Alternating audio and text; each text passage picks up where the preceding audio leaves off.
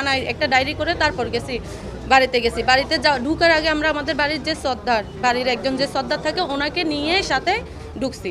ঢুকার পর মানে ওই সর্দারটা এবং আমার মা, তারপর হচ্ছে ওনার যে এখন দ্বিতীয় পক্ষের স্ত্রী এবং আমার যিনি আমার বাবা আসামি উনি সহ মানে যে কথার জন্য আমরা যে উদ্দেশ্যে গেছি যে জিজ্ঞাসা করব ওইটা আমরা জিজ্ঞাসা করতে পারি নাই। সাথে সাথে উনি ছুরি নিয়ে আসি আমার মাকে চুলের মুঠি ধরে জবাই করে দিতে লাগছিল। ওইখানে তো আমরা এইখানে কিছুটা ওনার সাথে আমরা দৌড়ায় যাচ্ছি। আমার ভাই সবার আগে ছিল, তারপর আমার বড় বোন, তারপর আমি ছিলাম। আমার ভাই যে আগে গেছে সাথে সাথে ওকে দেখার সাথে সাথে ওকে ছুরিটা মেরে দিছে একদম, মানে ডিরেক্টলি উনি মেরে দিছে। এটা মেরে দেওয়ার পর এখন যে আমার ভাইকে আমরা ধরবো ওই টাইমটা ওই মুহূর্তে মানে ওই কয়েক সেকেন্ডে নাই। উনি কী করছে সাথে সাথে আমার বড় বোনকে আমাদের ছুরি নিয়ে আমাকে আর ওকে দৌড়াই আসি, আমাকে আর আমার মাকে আবার দক্ষিণ দিকে দৌড়ানো শুরু করছে। একটা দিয়ে আবার ওই দিকে গেছে।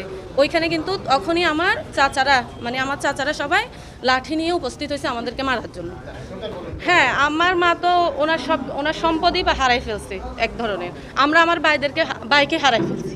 এখন আমরা চাই উপযুক্ত একদম ওনার পাশই চাই আমরা। আমার মাও চাই আমার দ্বিতীয় পক্ষের স্ত্রী যিনি এখানে ছিল ওদের পাশই চাই।